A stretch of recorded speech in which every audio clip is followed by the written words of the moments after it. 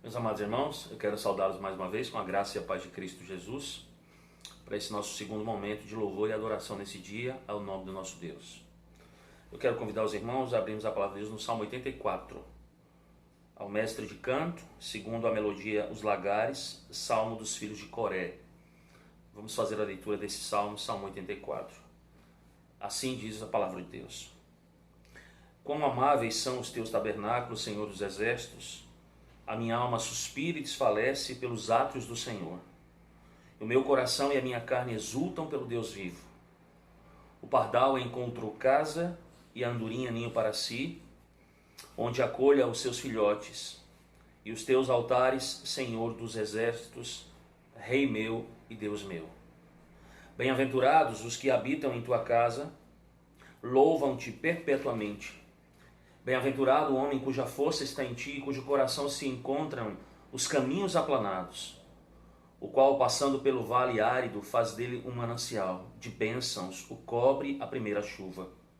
Vão indo de força em força, cada um deles aparece diante de Deus em Sião. Senhor dos exércitos, escuta minha oração. Presta ouvidos, ó Deus de Jacó. Olha, ó Deus, escudo nosso, e contempla o rosto do teu ungido. Pois um dia nos teus átrios vale mais que 1000. Prefiro estar à porta da casa do meu Deus a permanecer nas tendas da perversidade. Porque o Senhor Deus é só o escudo, o Senhor da graça e glória. Nenhum bem sonega aos que andam retamente. Ó Senhor dos exércitos, feliz o homem que em ti confia. Amém.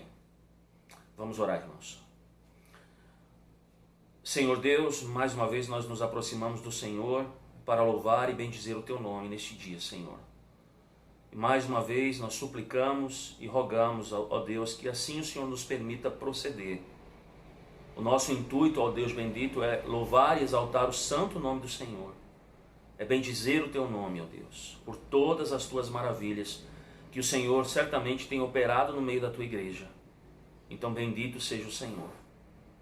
Para isso também rogamos a Ti, ó Deus, que perdoe os nossos pecados, que tenha misericórdia de nós, que gere em nosso coração sempre arrependimento, ó Deus, e que, ó Deus, em nosso coração sempre habite o desejo constante de estarmos nos santificando, ó Deus, e sendo conformados dia após dia à pessoa do nosso bendito Senhor e Salvador Jesus Cristo.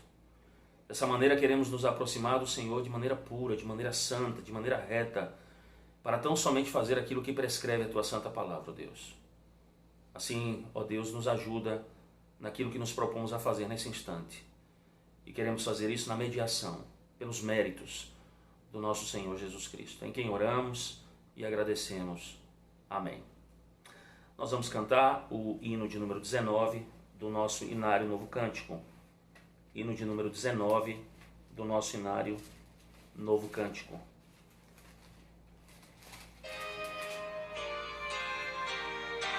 Rei sublime. Ó Rei sublime, majestade e glória, sobre as milícias do celeste além, ouve o louvor, os hinos de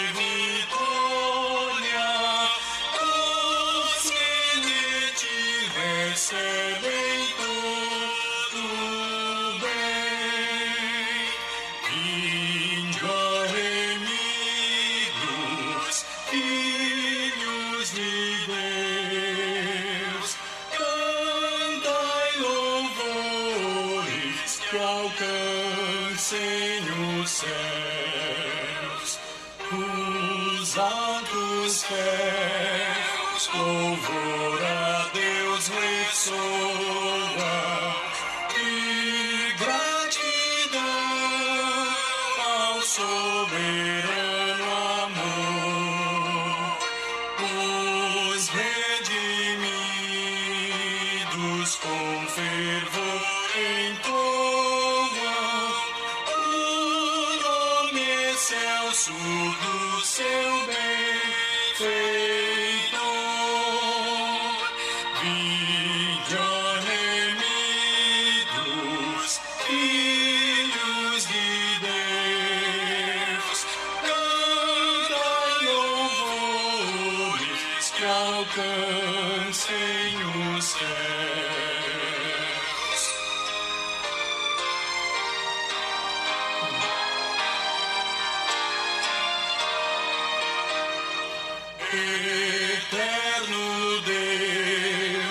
teus filhos vês prostrados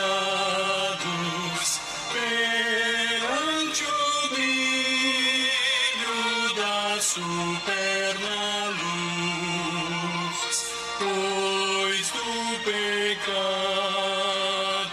foram resgatados e agora rendem glórias a Jesus. Vinde, ó remidos,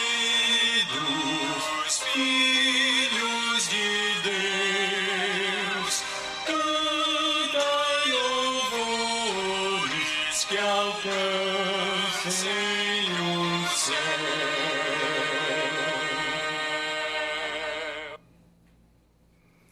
Eu quero mais uma vez convidar os irmãos amados a irmos ao Senhor nosso Deus em oração. Vamos fazer uma oração de súplica e uma oração também de ações de graças. Oremos, irmãos. Senhor, nós bendizemos o Teu santo nome mais uma vez e queremos mais uma vez, ó Deus, reconhecer todos os Teus feitos, ó Deus, todos os Teus benefícios, toda a bondade e a providência do Senhor que são dispensadas a cada um de nós. Obrigado, ó Deus, porque nesse dia temos o pão, porque nesse dia temos, ó Deus, a condição de estarmos em família, porque nesse dia temos, ó Deus, o alimento para o nosso corpo, mas também o alimento para a nossa alma, porque nós contamos com o Teu amor, com a Tua misericórdia, com a porção deles todos os dias, ó Deus bendito. Embora baste a cada dia o seu próprio mal, mas o Senhor tem caminhado conosco, tem nos protegido, tem nos preservado, tem nos livrado do mal. Então, Senhor Deus, tudo isso nós devemos ao Senhor.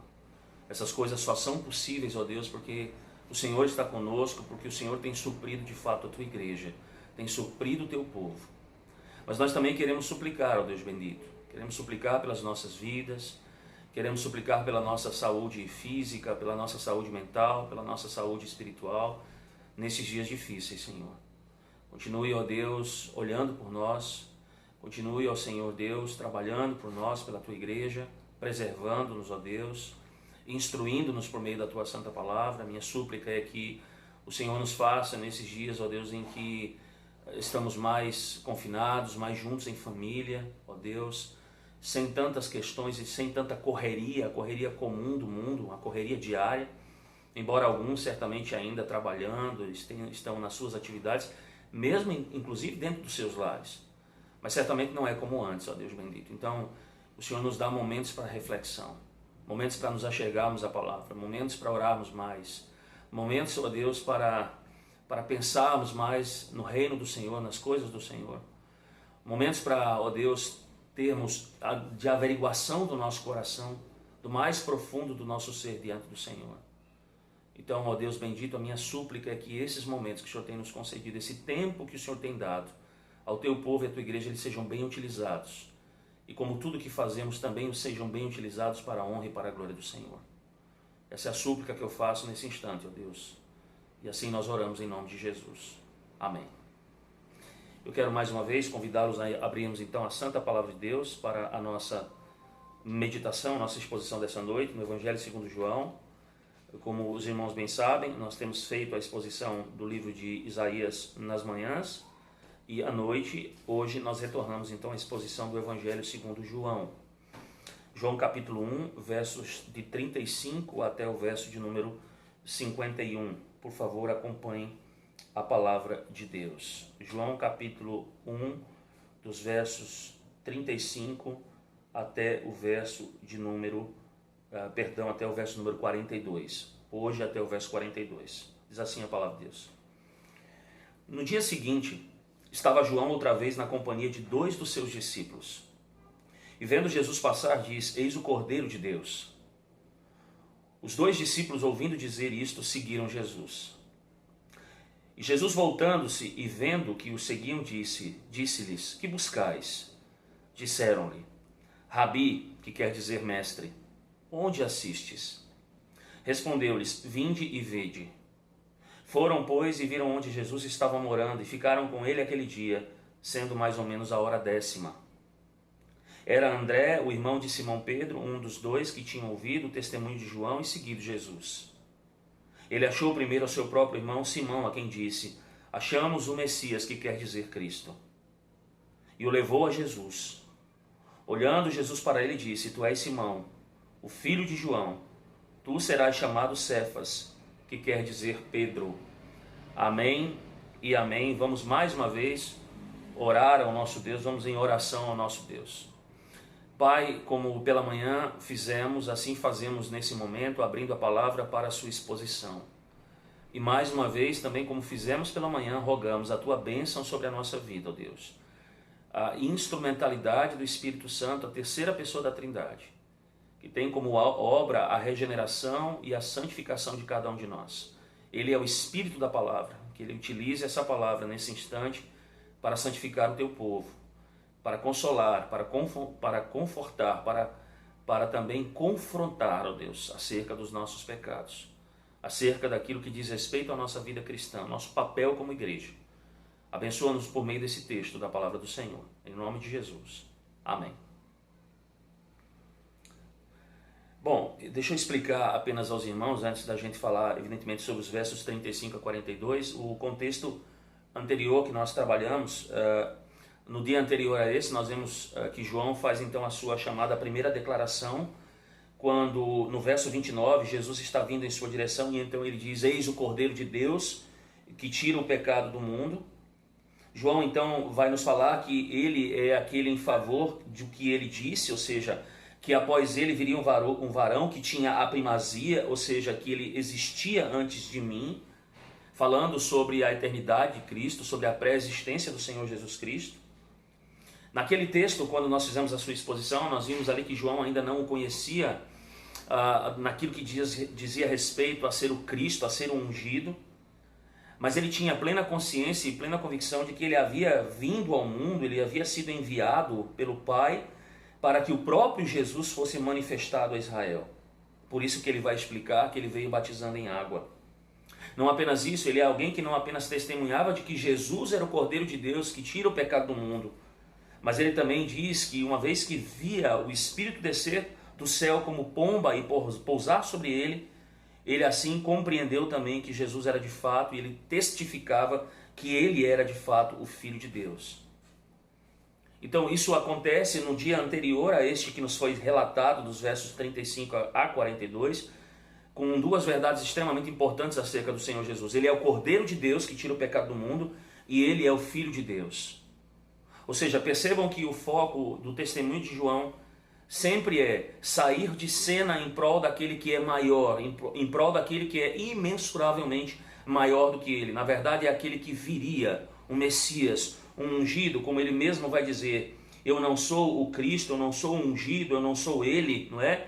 Mas ele o é, apontando sempre para a pessoa do Senhor Jesus Cristo. O texto que lemos então nos diz que no dia seguinte, ou seja, no terceiro dos quatro dias que são relatados a partir do verso 19, são 4 dias, termina lá no verso 51, então nós estamos agora no terceiro dia desses 4 relatados dos versos 19 a 51, e como já havia acontecido anteriormente, João Batista ainda continua ocupando certamente um lugar de proeminência, próximo ao Jordão, e ele continua dando o seu testemunho a respeito de Jesus. Como eu disse, no dia anterior, como nós vimos e expusemos, ele tinha se dirigido a uma multidão de tamanho e caráter indeterminado,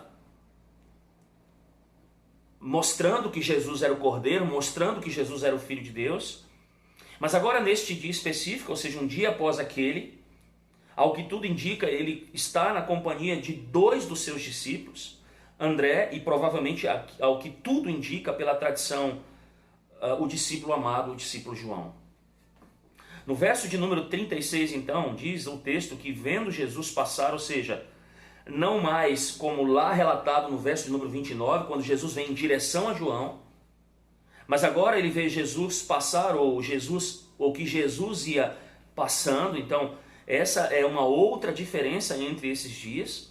No dia anterior Jesus estava indo na direção de João, nesse dia ele está evidentemente caminhando para longe dele, ele está provavelmente indo em direção ao lugar onde ele estava morando. Eu quero que você olhe comigo os versos 38 na parte B, quando os discípulos, então, nós veremos isso um pouco mais adiante, disseram: Rabi, que quer dizer mestre, onde assistes? Ou seja, onde moras. E lá no verso 39, corroborando evidentemente com essa ideia nesse terceiro dia, ele diz: voltando-se e vendo que o seguiram, disse-lhes: que buscais?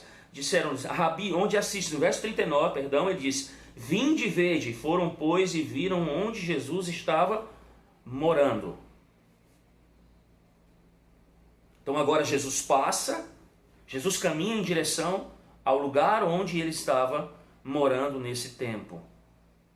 Mas ainda no verso de número 35, João então mais uma vez declara: eis o Cordeiro de Deus.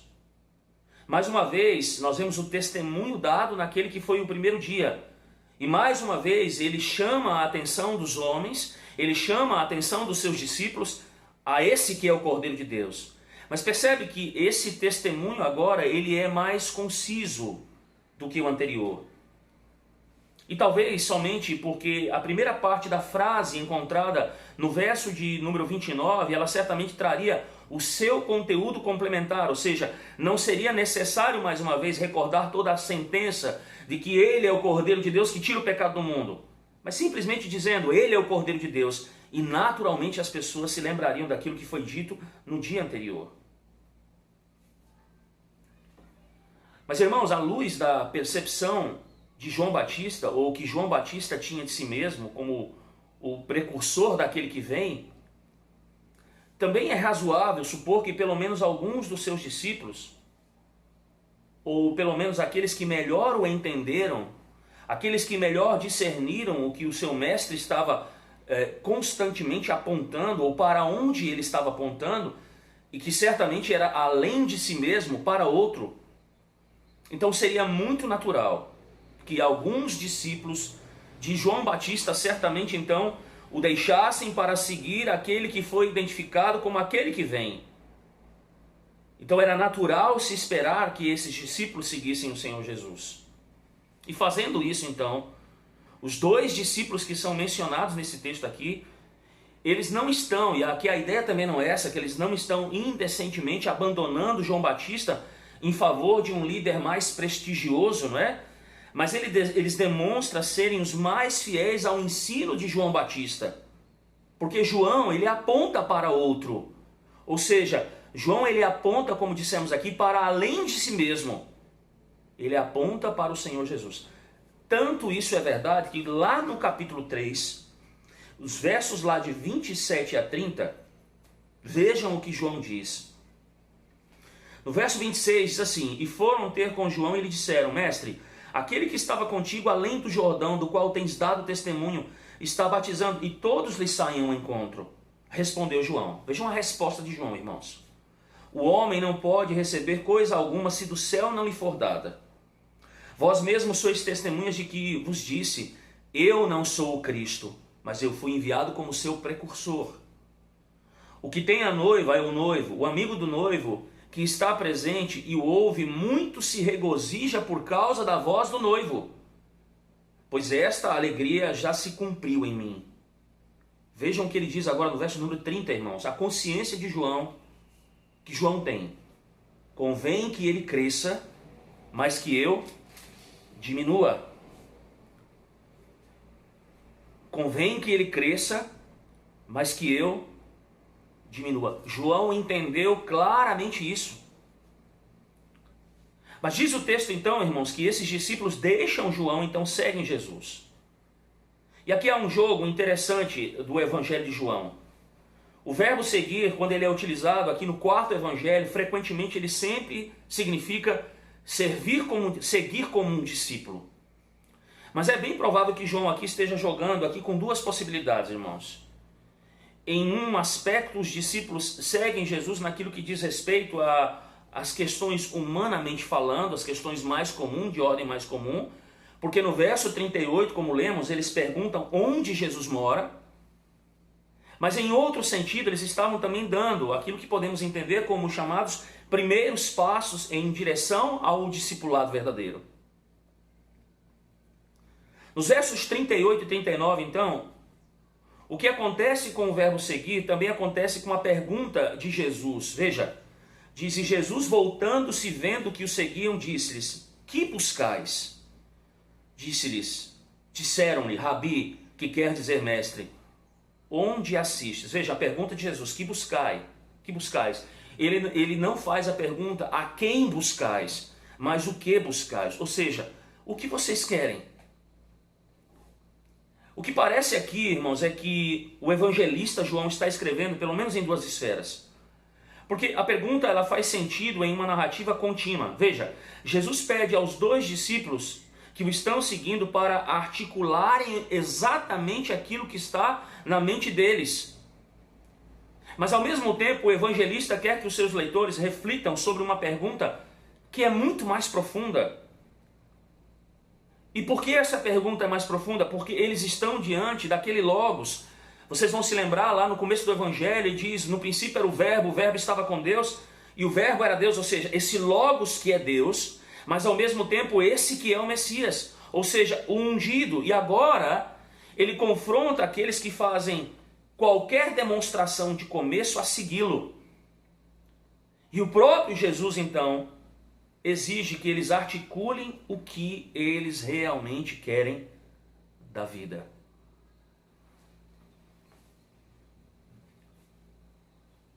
Vejam, os dois discípulos de João Batista começam então a sua resposta dizendo, Rabi. Uma palavra que literalmente significa meu grande. Um termo de honra que era utilizado por estudantes dirigidos a seus mestres, seus professores. Um título também usado como uma cortesia honorífica, aplicando-se a pessoas respeitosas, aqueles que reconheciam outros como professores públicos de assuntos geralmente divinos. E um termo que geralmente é aplicado ao Senhor Jesus Cristo. Nós vemos isso no capítulo de número 1, no capítulo 3, no capítulo 4, no capítulo 6, no capítulo 9 e no capítulo 11 do Evangelho segundo João. E até mesmo Nicodemos, ele próprio, um rabi, um erudito, ele vai tratar Jesus Cristo exatamente assim. E semelhantemente então agora, os discípulos de João podem se dirigir a seu mestre da mesma maneira. No verso de número 26 do capítulo 3 diz lá, e foram ter com João e disseram-lhes, mestre, eles se dirigiam a João dessa maneira e agora eles usam essa mesma designação com o Senhor Jesus. E a pergunta feita pelos dois discípulos novamente, se você prestar bastante atenção, ela faz sentido. Ela faz sentido como parte do desenvolvimento dessa narrativa. Sentido, em primeiro lugar, talvez porque seria presunçoso eles mergulharem diretamente em seus interesses mais profundamente teológicos para esclarecer as declarações tão profundas feitas por João Batista sobre o Senhor Jesus Cristo, não é? Em um lugar qualquer, ou seja, eles precisavam se controlar, eles precisavam de fato fazer perguntas, não é? Cujas respostas os capacitaria a procurar o Senhor Jesus. Mas o que eles desejavam, quando eles fazem a pergunta então, no verso de número 38, onde assistes, é porque eles desejavam então explorar essas perguntas, esses interesses profundamente teológicos, tendo um momento em particular, ou seja, um momento de mais folga com Jesus. Por isso eles fazem a pergunta, Rabi, onde estás morando? E a resposta do Senhor Jesus, então, é uma resposta muito simples. Vinde e vede, ou seja, venham e vocês verão. No verso número 39, respondeu-lhes, vinde e vede. Foram, pois, e viram onde Jesus estava morando. E acrescenta-se o texto, e ficaram com ele aquele dia, sendo mais ou menos a hora 10ª. Percebam que o chamado de Jesus, a permissão de Jesus para que esses discípulos agora estivessem com ele, particularmente, sem dúvida, deleitou os discípulos de João Batista e muito provavelmente constituiu o começo do seu íntimo relacionamento com o Senhor Jesus Cristo. Diz o texto que eles passaram então o resto do dia com ele, ou seja, de 4 horas da tarde, provavelmente em diante. E talvez mais tarde eles tenham inclusive compreendido e entendido que o seu convite, o convite de Jesus, estava de acordo com o convite teológico que ele mesmo mais tarde estenderia mais amplamente a outros. Quando ele vai dizer lá no capítulo 7, registrado no capítulo 7 de João, no verso 17, se alguém decidir fazer a vontade de Deus, descobrirá se o meu ensino vem de Deus ou se eu falo por mim mesmo.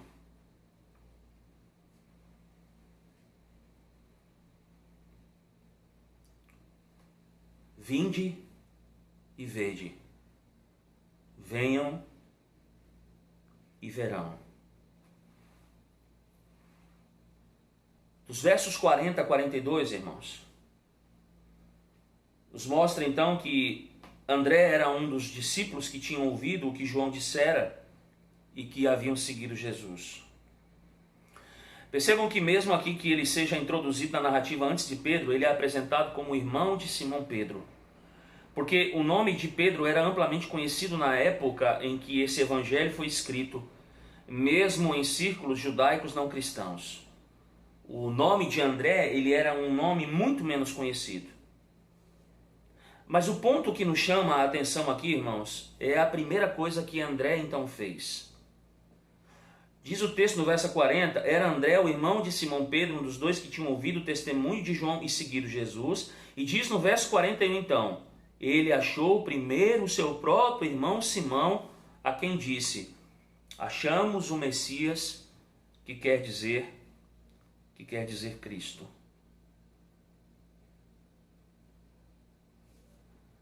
Vejam, André foi achar seu irmão e anunciar, achamos o Messias. Meus irmãos, nós temos uma verdade extremamente importante aqui nesse versículo. André provavelmente se tornou o primeiro em uma longa linha de sucessores que descobriram que o testemunho cristão mais efetivo, o mais comum, percebam, o mais efetivo e o mais comum é o testemunho pessoal de um amigo para com um amigo e de um irmão para com um irmão.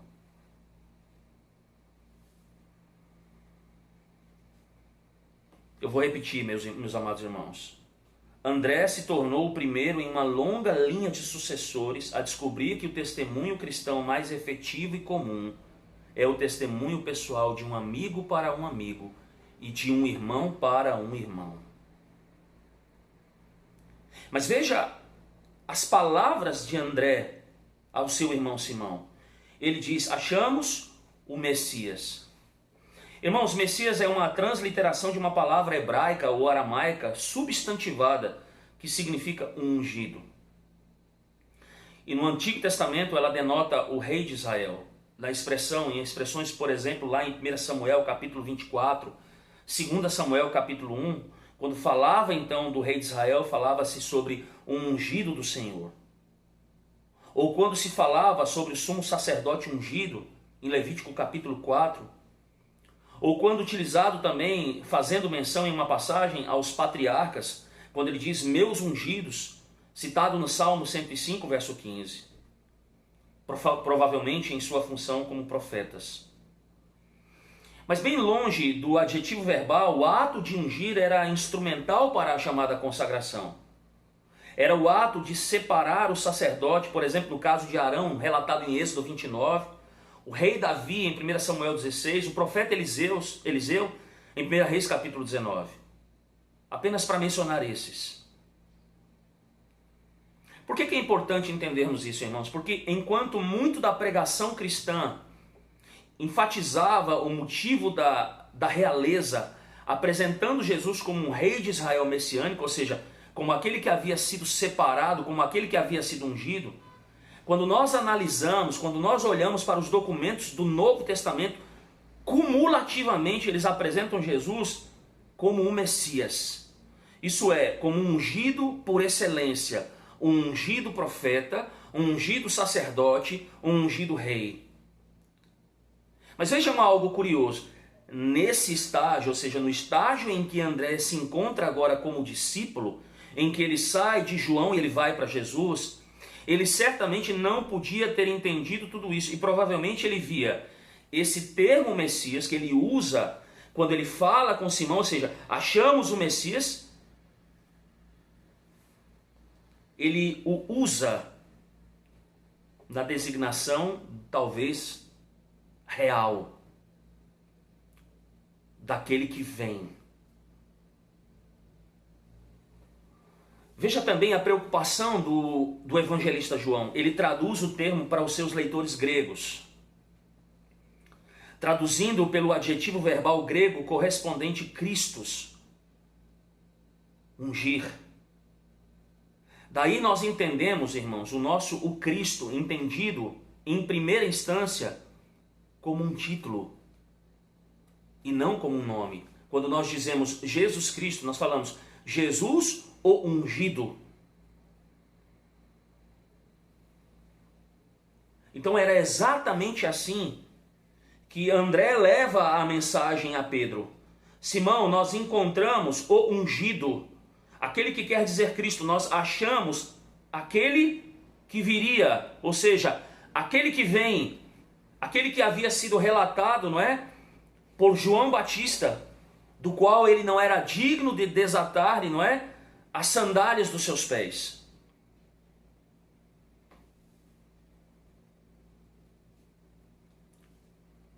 Então André tem um momento particular com Jesus e em seguida a isso André acha o seu próprio irmão Simão e ele o conduz a Cristo. Vejam a sequência, meus amados irmãos, porque agora Pedro então é trazido, ele é levado, André leva Pedro a Jesus Cristo. E percebam que Jesus então, quando olha para Pedro, e o olhar aqui é um olhar extremamente profundo, não é um olhar comum de alguém olhando para alguém, mas Jesus olha certamente profundamente para Pedro, para a alma de Pedro. E Jesus então atribui um novo nome com uma nova declaração da qual Pedro se tornaria, da qual ele se tornará. E vejam que isso não é tanto uma mera declaração predicativa, quanto uma declaração do que de fato Jesus fará dele. Porque até esse momento, Simão era o seu nome. O seu nome até esse tempo era Simão, filho de João, ou filho de Jonas, como relatado no Evangelho segundo Mateus, capítulo 16. Mas Jesus diz agora, você será chamado Cefas. Você será chamado Cefas. Sem dúvida, em aramaico a expressão era quera, uma palavra que significa rocha. E aqui em João capítulo 1, entretanto, o foco, meus amados irmãos, é muito menos sobre o que essa mudança de nome significa para Pedro, do que sobre o fato de Jesus conhecer profundamente as pessoas. Porque, como eu disse, quando ele olha para Pedro, Jesus vê dentro das pessoas. Tanto é que se você olhar comigo no versículo 47 e 48, diz lá o texto, Jesus viu Natanael aproximar-se e disse-lhe a seu respeito, eis um verdadeiro israelita em quem não há dolo. E ele diz no verso 48, perguntou-lhe Natanael, de onde me conheces? Respondeu Jesus, antes de Filipe te chamar eu te vi quando estavas debaixo da figueira. O olhar de Jesus para Pedro quando é trazido à sua presença é um olhar em que ele olha para dentro dele.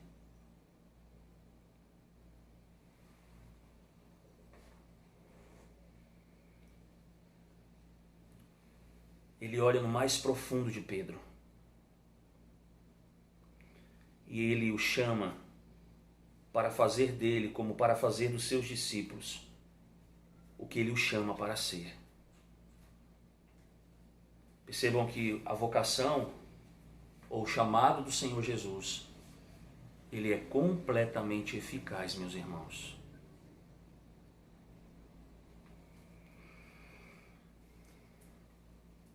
Mas, amados, nós temos algumas lições para tirar desse texto.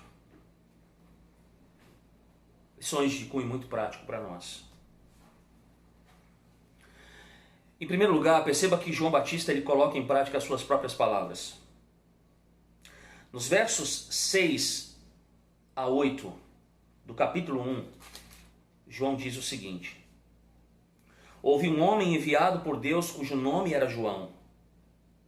Vejam o que é dito acerca de João Batista. Um homem enviado por Deus cujo nome era João. Este veio como testemunha para que testificasse a respeito da luz, ou seja, de Cristo, a fim de todos virem a crer por intermédio dele. Ele não era a luz, mas ele veio para que testificasse da luz. Nos versos de número 15 até o verso número 23, mais uma vez, ainda na perspectiva do testemunho de João Batista, ele diz: João testemunha a respeito dele e exclama: este é o de quem eu disse, o que vem depois de mim, contudo, tem a primazia, porquanto já existia antes de mim. Porque todos nós temos recebido da sua plenitude graça sobre graça. Porque a lei foi dada por intermédio de Moisés, mas a graça e a verdade vieram por meio de Jesus Cristo. Ninguém jamais viu a Deus. O Deus unigênito que está no seio do Pai é quem o revelou. Este foi o testemunho de João, quando os judeus lhe enviaram de Jerusalém sacerdotes levitas para lhe perguntarem: quem és tu?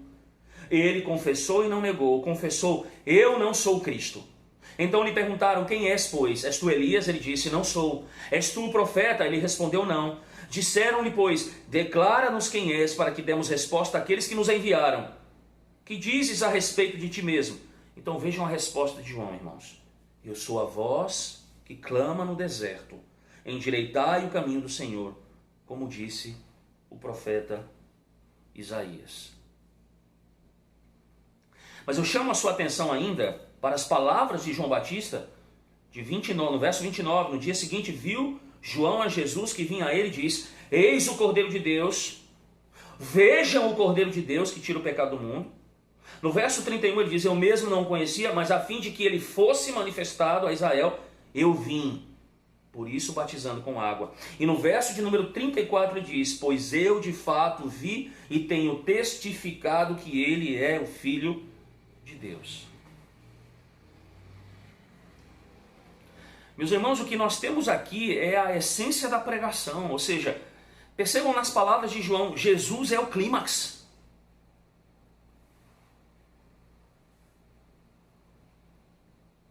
Isso deveria nos fazer estar preocupados com aquilo que nós temos testemunhado e pregado acerca do Evangelho. Como é que nós temos pregado o Evangelho? Qual é o conteúdo da nossa pregação? Porque o que nós temos aqui, eu repito, é a essência da pregação.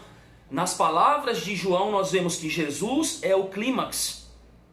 Percebam que tudo é focado, o ápice, tudo é direcionado, as pessoas são direcionadas a Jesus, a crerem em Jesus. Não é essa, porventura, a razão do Evangelho segundo João? E como eu disse, as razões elas foram dadas anteriormente por João. Ele diz que ele, Jesus Cristo, é Deus, ele é o Cordeiro, ele é o Filho de Deus. Ele diz no verso 18, ninguém jamais viu a Deus, mas o Deus unigênito, ele fala de Jesus, que está no seio do Pai, é quem o revelou. Percebam que são declarações extremamente profundas acerca de Jesus. Como eu disse, o clímax é Jesus Cristo.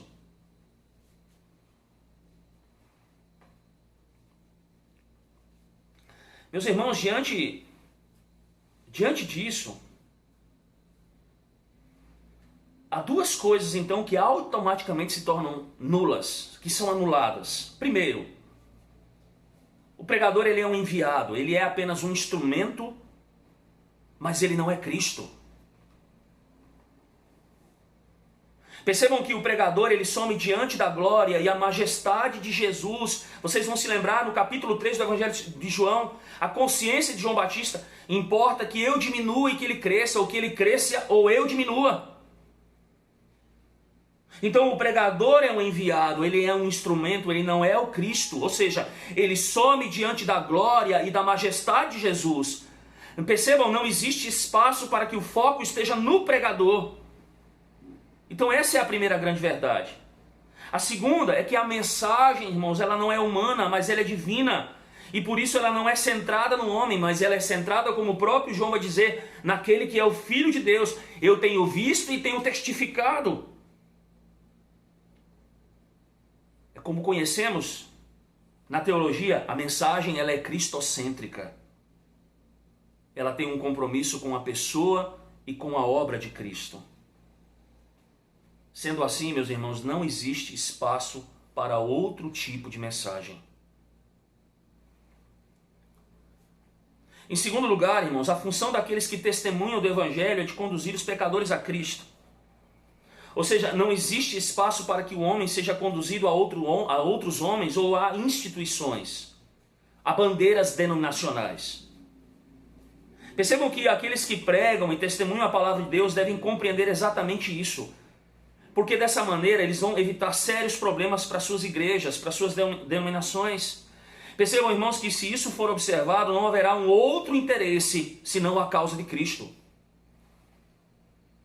Não haverá interesse de causas humanas, não haverá idolatria a líderes, não haverá idolatria a pregadores, não haverá conivência com o pecado da liderança, não haverá gente deixando a igreja porque se decepciona com homens, porque os seus olhos estavam neles.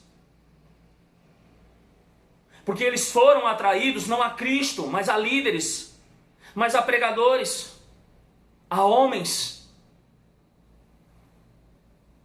E nós vimos aqui que João deixa claro, ele não é o Cristo, ele não é o profeta, ele não é o ungido, ele é apenas a voz que clama no deserto.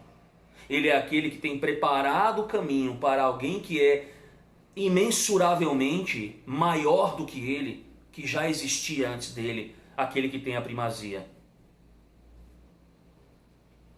É por essa razão, irmãos, que nós, quando olhamos para o pregador, quando olhamos para a mensagem, quando olhamos para a nossa função de pessoas que testemunham do Evangelho, nós precisamos atrair as pessoas a Cristo.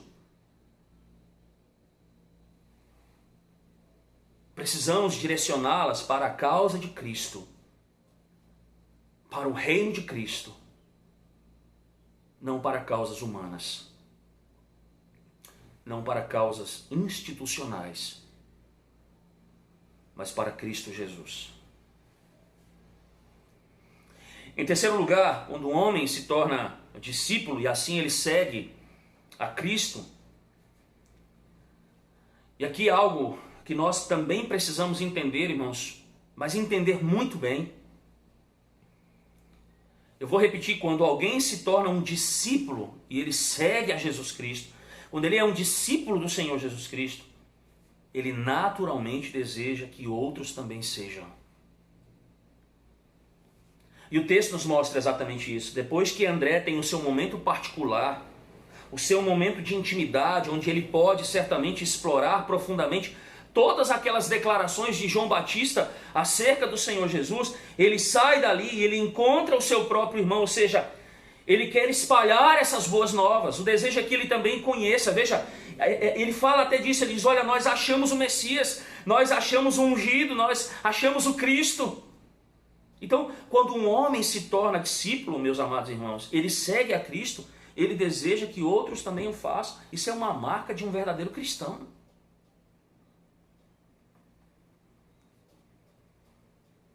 Mas veja que há algo antes disso. É natural que aquele que se torna discípulo, e nós vemos inclusive aqui uma lógica sequencial no texto, eles eram discípulos de João Batista, eles procuraram Jesus, então a lógica sequencial é, uma vez que as pessoas ouvem o Evangelho, elas necessitam e elas desejam ter um conhecimento mais profundo das verdades que os atraíram a Jesus Cristo. E assim, uma vez compreendendo profundamente essas verdades que os atraíram a Cristo, nesta lógica sequencial, eles buscam a outros. E eu vou repetir aquilo que eu disse já anteriormente. A melhor maneira de se testemunhar mais efetivamente, a mais comum que nós encontramos na Escritura, é o testemunho pessoal de amigo para amigo, irmão para irmão. Foi assim que a igreja nasceu. Nós estamos testemunhando aqui o princípio da igreja cristã. Foi exatamente assim que a igreja nasceu e é exatamente esse mesmo princípio que a igreja ainda precisa resguardar nos dias de hoje. Isso não anula as igrejas reunidas, os seus pregadores, não é? Proclamando e anunciando o evangelho a dezenas, a centenas e até milhares de pessoas. Não, uma coisa não anula a outra. Mas, irmãos, entendam, as palavras que estão sendo utilizadas aqui, a melhor maneira de se testemunhar, a mais efetiva, a mais comum é o testemunho pessoal de amigo para amigo, irmão para para o irmão, para com o irmão. Indo por todo o mundo, pregue o evangelho a toda criatura.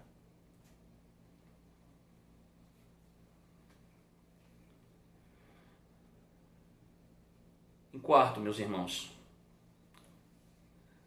quarta lição que nós tiramos desse texto: quando esses critérios são obedecidos, a responsabilidade do homem é bem concluída, nós então aguardamos apenas pela providência de Deus em salvar pecadores.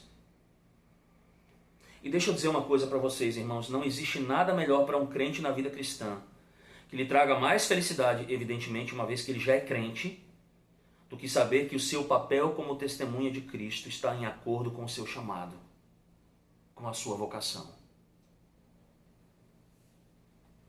Assim sendo, meus irmãos, o efeito natural é reconhecer as pessoas que por meio de nós foram levadas ao Senhor Jesus. Deixa eu fazer uma pergunta para você. Você poderia me citar, ou citar aí na sua mente, no seu coração, o nome das pessoas que foram levadas a Cristo, cujo instrumento foi você? Você poderia enumerá-las, por exemplo, em uma das suas mãos? Quantas pessoas, ao longo de toda a sua vida cristã, você, como um servo, como um discípulo de Jesus, empenhado em seu testemunho, quantas pessoas, diga o nome delas a você mesmo, que você levou a Cristo Jesus pela pregação do Evangelho, por esse contato com o seu amigo ou com sua família. Você consegue identificar? André correu para o seu irmão. Filipe, no verso 45, encontrou a Natanael. E você? Quem foi que você já encontrou?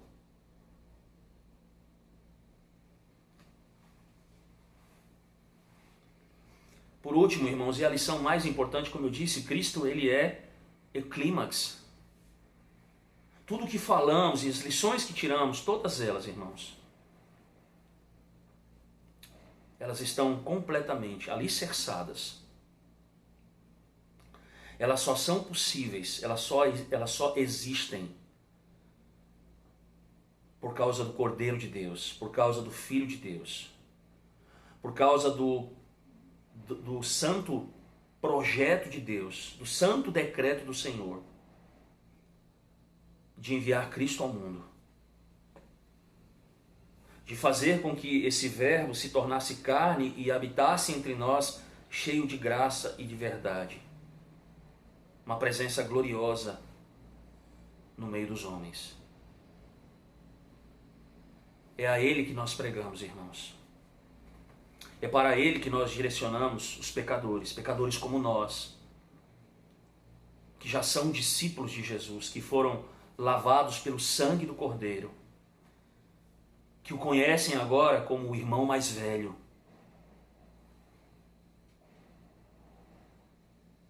Meus amados, nós não podemos atrair as pessoas a Cristo também pela mensagem errada, por qualquer mensagem, por uma mensagem humana,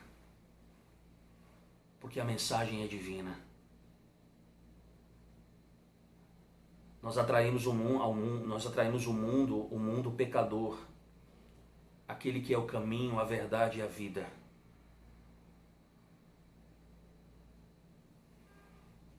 E nós lhes mostramos a pessoa gloriosa de Cristo e a sua obra gloriosa na cruz do Calvário. E nós nos deleitamos ao fazer isso. Portanto, mesmo em tempos difíceis,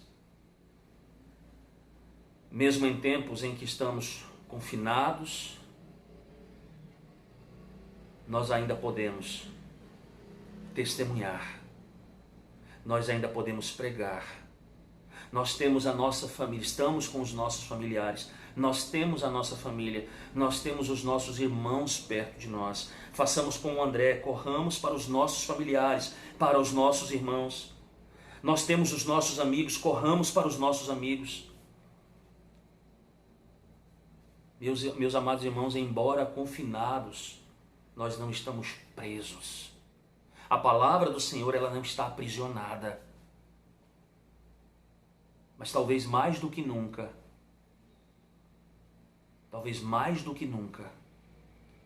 e principalmente naquilo que diz respeito às mídias sociais, e aqui eu me foco exatamente nesse instrumento que nós temos pela graça de Deus, nas mídias sociais, o Evangelho nunca foi tão pregado e tão ouvido.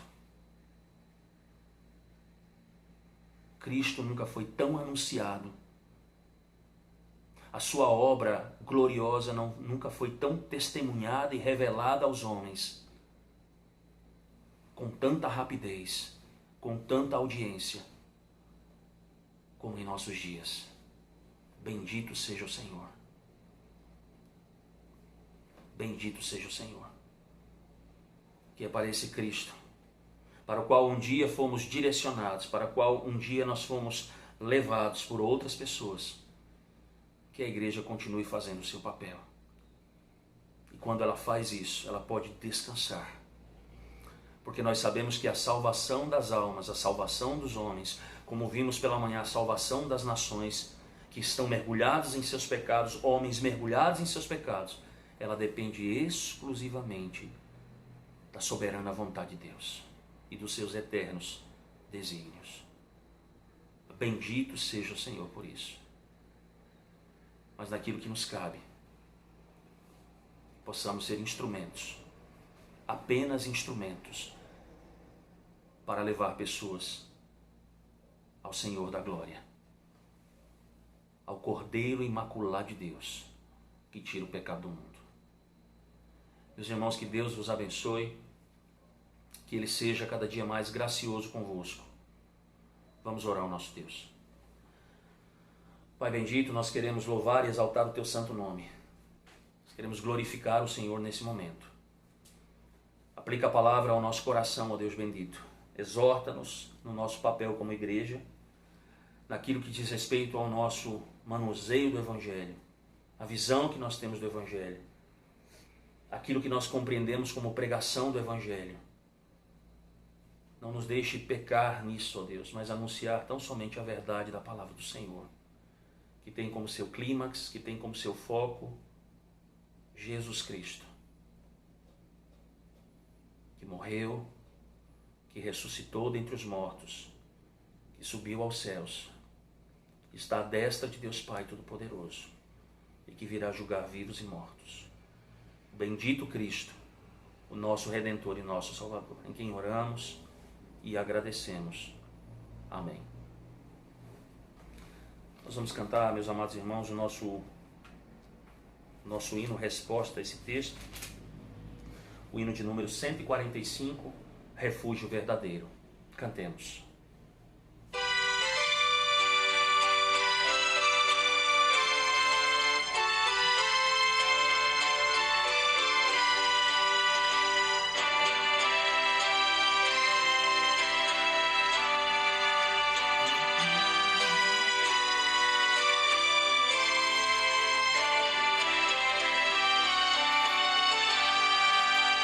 Seguro sou, não tenho temor do mal, sou guardado pela fé em meu Jesus. Não posso duvidar desse amor leal, Ele em seu caminho sempre me conduz. Não me deixará, mas me abrigará, do pecado vil me vem livrar. A sua graça não me recusará, sim, Jesus é quem me pode sustentar. No poder de Cristo Mestre, minha vida salva está. Do perigo que cercá-la, Ele poderá livrá-la. Seu poder eterno sempre a susterá. Abrigo eterno tenho no Salvador, Ele esconde a minha vida em seu poder. Não posso ter receio do malfeitor que procura pertinaz me enfraquecer. Confiado então nessa proteção, sigo a Cristo e quero ser fiel. Na minha vida cheio de gratidão, sim a meu Senhor e Rei Emmanuel. No poder de Cristo Mestre, minha vida salva está. Do perigo que cercá-la, Ele poderá livrá-la. Seu poder eterno sempre a susterá.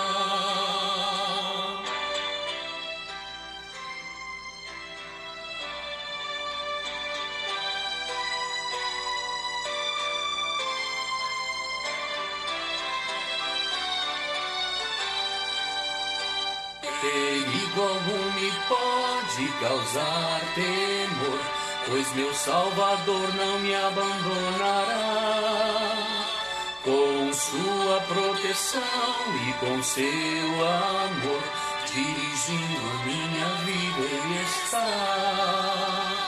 Nunca o deixarei, mas fiel serei, sempre firme, cheio de fervor. Estando bem firmado em Jesus, meu Rei, sigo avante confiando em seu amor. No poder de Cristo Mestre, minha vida salva está. Do perigo que cercá-la, Ele poderá livrá-la. Seu poder eterno sempre a susterá. Vamos orar, irmãos. Muito obrigado, Senhor Deus, por esse nosso segundo encontro nesse dia, onde podemos louvar, onde podemos bendizer o Teu nome e ouvir a Tua santa palavra.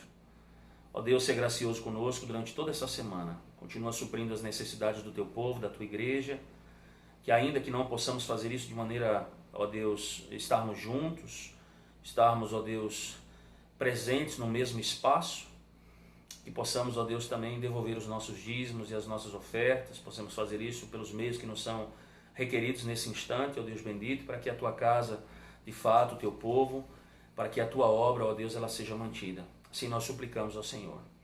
A Tua graça durante toda essa semana, a Tua proteção durante toda essa semana e a Tua boa mão, ó Deus, diante desse problema que nós temos vivenciado nesses dias, Senhor Deus.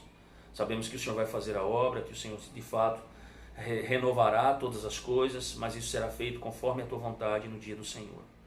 E agora, ó Deus bendito, que a graça do nosso bendito Senhor e Salvador Jesus Cristo, o amor de Deus, o nosso Pai, e a doce comunhão do Espírito seja conosco, hoje e sempre. Amém. Meus irmãos, Deus abençoe a todos, uma boa semana. A partir de amanhã, quero apenas lembrá-los que nós teremos meditação diária, que serão postadas, mas avisadas com antecedência aos irmãos. Deus abençoe. Um grande abraço a todos.